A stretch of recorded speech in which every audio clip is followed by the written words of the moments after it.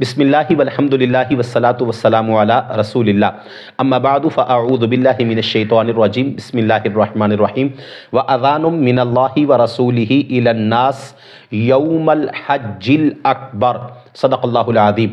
ناظرین سامعین، جو ہمارا تیسرا سبق تھا سورہ توبہ کی تفسیر کی آیت نمبر 3 جو ہم نے آپ کے سامنے ایپیسوڈ ریکارڈ کروایا تھا، اس میں ایک لفظ جس پہ آج بطور خاص علیحدہ سے میں جو ہے وہ وضاحت پیش کرنا چاہتا ہوں۔ ہمارے معاشرے میں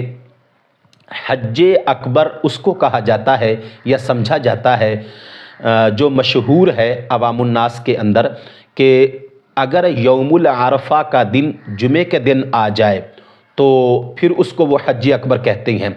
اب دیکھتے ہیں کہ اس میں ائمہ کبار اور سلف صالحین کی رائے کیا ہے یا شریعت اسلامیہ جو ہے وہ حج اکبر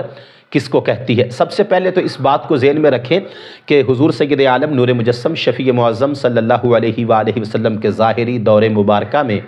عمرے کو حج اصغر کہا جاتا تھا، اور ذوالحجہ میں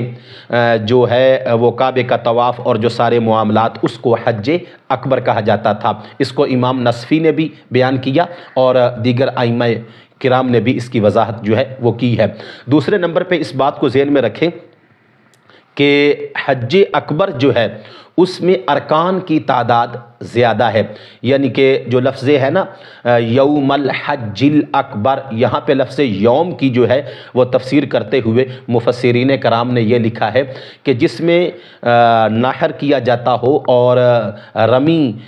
کا جو ہے وہ رکن پایا جاتا ہو اور اس کے بعد سر منڈایا جاتا ہو اور اس کے بعد عرفات کے میدان میں وقوف کیا جاتا ہو اور پھر مزدلفہ، تو یہ سارے معاملات عمرے میں نہیں ہیں۔ تو جو حج ہے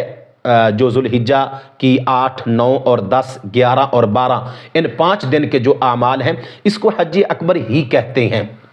یعنی یہ جو عوام کے اندر مشہور ہے کہ جمعے کے دن اگر عرفہ کا دن آئے گا یعنی کہ 9 ذوالحجہ کا تو پھر وہ حج اکبر ہوگا، ایسی بات نہیں ہے۔ ہاں البتہ یہاں پہ چند باتیں آپ کی خدمت میں پیش کر دیتی ہیں جو کہ تھوڑا سا سپورٹ بھی کرتی ہیں۔ احادیث اور آثار صحابہ اکرام رضوان اللہ تعالی علیہم اجمعین کے حوالے سے حج اکبر جو ہے وہ اس دن کو کہا بھی گیا ہے۔ مثال کے طور پہ، اور اس میں ویسے تو کئی مثالیں ہیں، بالخصوص امام ملا علی قاری رحمہ اللہ تعالی نے ایک مخصوص رسالہ لکھا ہے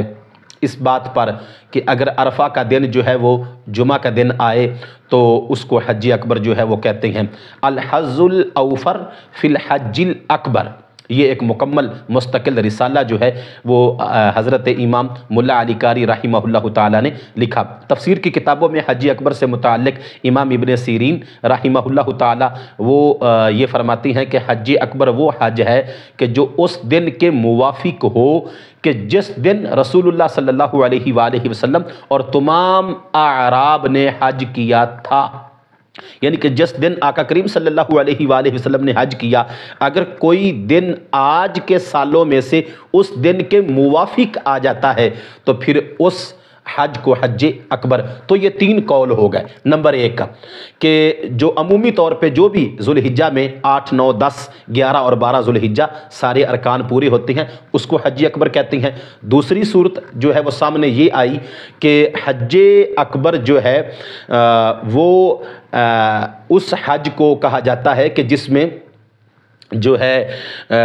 وہ عرفہ کا دن جمعے کے دن آ جائے، اور تیسری صورت یہ آ گئی کہ وہ دن کہ جس دن آقا کریم صلی اللہ علیہ وآلہ وسلم نے حج فرمایا اس دن کے موافق اگر کسی سال کا جو ہے وہ یوم العرفہ کا دن آ جائے تو اس کو حج اکبر کہا جاتا ہے۔ دعا ہے کہ رب ذوالجلال ہم سب کے علم و عمل میں اضافہ فرمائے اور قرآن و سنت کے مطابق عمل کی توفیق عطا فرمائے۔ آمین۔ وآخر دعوانا ان الحمد للہ رب العالمین۔